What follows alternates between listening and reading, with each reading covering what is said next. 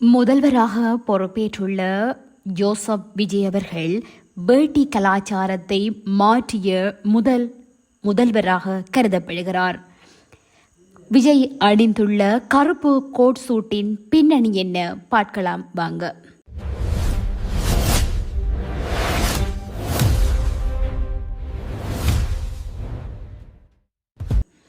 தமிழ்நாட்டின் முதல்வராக வேட்டி சட்டை அணியாமல் கோட் ஷூட்டில் வந்து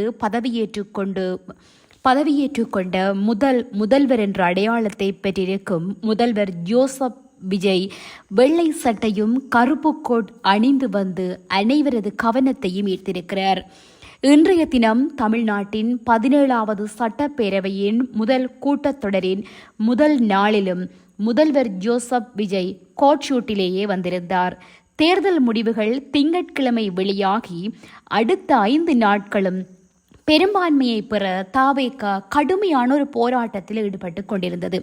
இந்த நிலையில முதல்வர் பதவியேற்புக்கான கருப்பு நிற கோட் சூட் தயாரிக்கவும் ஆர்டர் எப்போதோ கொடுக்கப்பட்டிருக்கும் என்ற கேள்வியும் எழுந்தது. ஆனால் தேர்தல் முடிவுகள் வெளியான அன்றே கோட் ஷூட் தைக்க ஆர்டர் கொடுக்கப்பட்டிருக்கிறதா?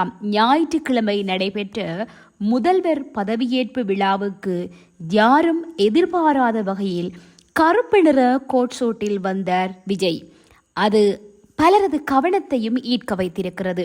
இன்று அது எப்படி உருவானது, அந்த நிறத்தை தேர்வு செய்தது யார் என்று சமூக ஊடகங்கள் முழுக்க இது தொடர்பில் பேசப்பட்டு கொண்டு வருகிறது. ஆடை வடிவமைப்பாளர் ஷாஃபிர் அகமது என்பவர்தான் இந்த ஆடையை வடிவமைத்திருக்கிறாராம். விஜய் நடித்த பீஸ்ட் படத்தில் வரும் தோற்றம் அவருக்கு மிக அழகாக இருப்பதை கவனத்தில் கொண்டு அதே பாணியில் இந்த ஆடையை வடிவமைத்ததாக கூறியிருக்கிறார். கோட் நிறத்தை தேர்வு செய்யும் போது கருப்பு என்பது விஜயின் தெரிவாக இருந்திருக்கிறது.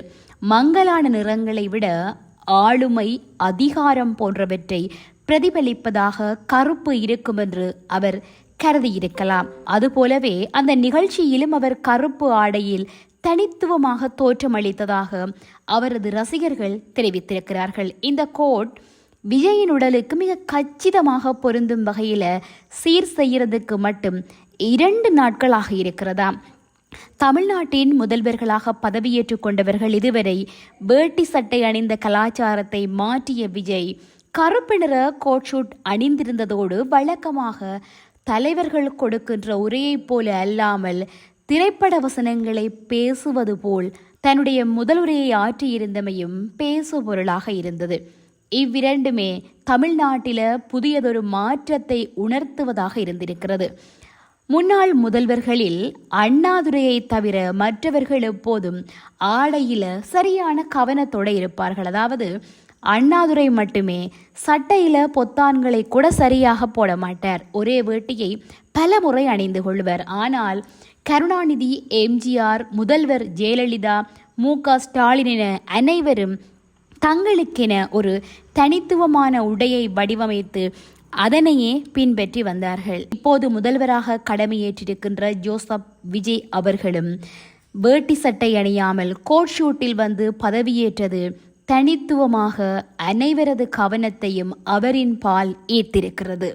இந்த காணொளி உங்களுக்கு பிடிச்சிருந்தா சப்ஸ்கிரைப் பண்ணிக்கொள்ளுங்க. இதுபோல மேலும் பல தகவல்களை தெரிந்து கொள்ள பெல் ஐகானை கிளிக் பண்ணி இணைந்திருங்கள்.